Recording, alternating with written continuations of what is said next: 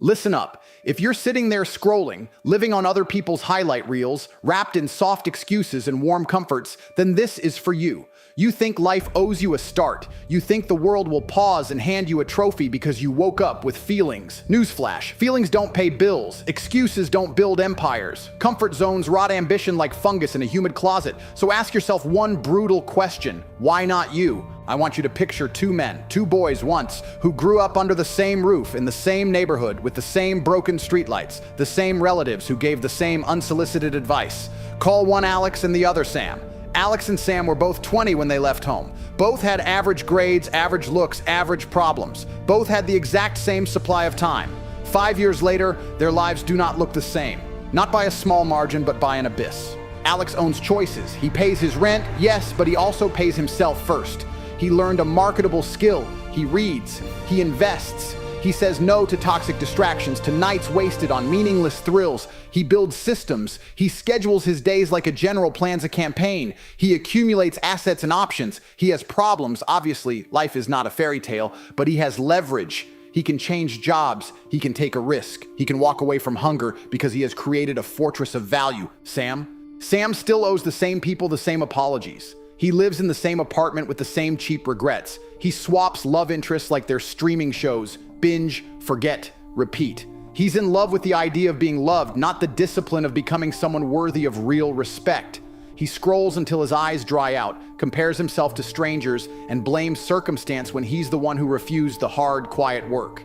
He laments that the economy is stacked, that the system is corrupted, that opportunity is winning somewhere else. But he never once counted the cost of his laziness. This is not destiny. This is decision. The difference between Alex and Sam is not karma. It's consequence of daily choices. Do you want to know the cruel truth? Your life is little more than the sum of what you practice most. If you practice complaining, your future will become an opera of grievances. If you practice getting up early, learning, and creating value, your future becomes a bank of opportunity. You keep telling yourself, I'm young, I have time. That's a lie you tell because it cushions the sting of inaction. Time is a resource, not an ally. 20 years wasted feels the same at 40 as 20 years wasted feels at 60, like theft. The people you envy didn't get to where they are because they were favored by fate. They got there because they were brutal in their focus. They were consistent in their choices. They prioritized long-term payoff over short-term pleasure. They treated every hour like currency, and they invested it. Let's strip away all the soft talk. Love is not the enemy. Pleasure isn't evil. The enemy is the version of you that uses love and pleasure as excuses for failure. I'm in a relationship becomes shorthand for I don't have to be ambitious. I'm having fun becomes shorthand for I refuse to grow. That's cowardice dressed in velvet. If you love someone, love them with enough integrity to not let them drag you down. If you enjoy pleasures, enjoy them after you've built something worth protecting. Do not let temporary comforts become permanent chains. Now hear me on money, because you keep dancing around this like it's a dirty subject. Money is not everything, but it is the instrument of freedom. Money buys choices. Money buys options. Money ends desperation. You tell me you don't want to chase money like a shallow thing, fine. But if your refusal to pursue financial power comes at the cost of living in scarcity, that is hypocrisy. If you want freedom, if you want to stop waking up every month with a stomach full of anxiety, then learn to create value for others. Stop asking, why don't I have it? And start asking, what valuable skill can I learn this month that people will pay for next month? Here's the reality. Comfort is an epidemic. Social media has trained you to chase validation and to hide work behind curated images of progress. You celebrate minimal effort and you call it self-care. You confuse busyness with productivity and entertainment with growth. You romanticize struggle without honoring discipline. You think being deep means being lost in emotion. It doesn't. Being deep means having the courage to do the hard things others avoid because they're not glamorous. It means experiencing life with responsibility, not the romance of defeat. Let's be practical. If you want to be like Alex, you need a plan sharper than your excuses. Here's a roadmap, not some fluffy theory, but a brutal, practical regimen. First, own your mornings. The first hours of your day set the tempo. Get up earlier than the world expects. Read for an hour, practice a skill for an hour. Move your body. A life of small wins compounds. You will not be motivated to be great, you will be motivated to keep your win streak. Second, dominate one marketable skill. Choose a trade or skill that the market values. Coding, copywriting, sales, digital marketing, a technical craft. Mastery beats multitasking. Spend years becoming the best in a narrow lane. The market rewards excellence, not casual interest. Third, harden your finances. Save aggressively, spend strategically, invest intelligently. If you earn and burn, you're still a slave. Treat money like ammunition. Use it, reload it, use it again. Learn the basics of investment and protect yourself from scams. Don't get rich on gambling, get rich by building. Fourth, cut distraction hard. If your friends are anchors, cut them loose for the season. If social media is a drain, delete the apps. If your relationship is a dead weight, either fix it or leave it. Weak bonds cost you time and momentum. Fifth, act like you're already responsible. Dress with purpose, speak with clarity, keep promises, pay people on time, show up early, finish what you start. Responsibility is attractive. It compounds. It opens doors you didn't know existed.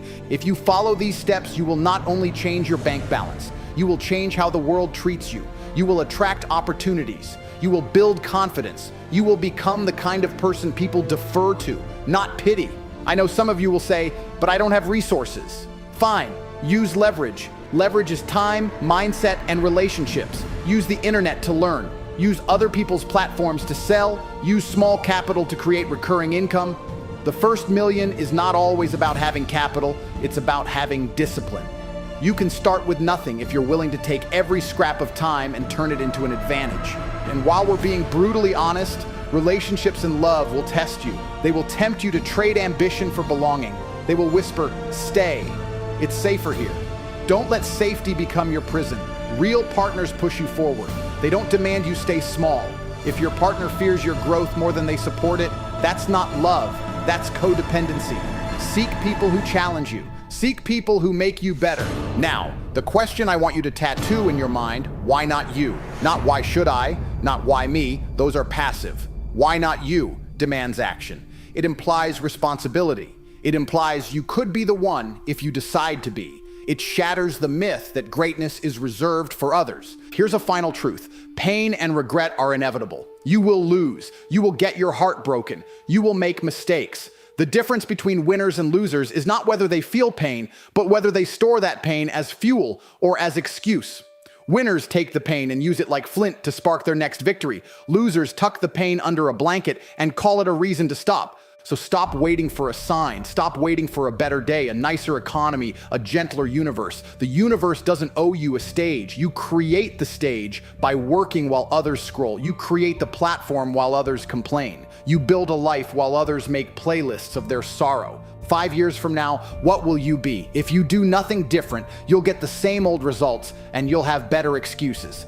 If you change your habits, you change your path. If you refuse to be the guy who stayed the same, you become the man who one day asks, who am I? Not in confusion, but in disbelief at how far he climbed. This is not a pep talk, this is a wake-up call. If you want to be different, you must act different. If you want to be respected, first be respectable. If you want wealth, create value. If you want freedom, become relentless. So again, why not you? Make that the question that haunts you until it becomes the answer. Make your life an example, not an apology.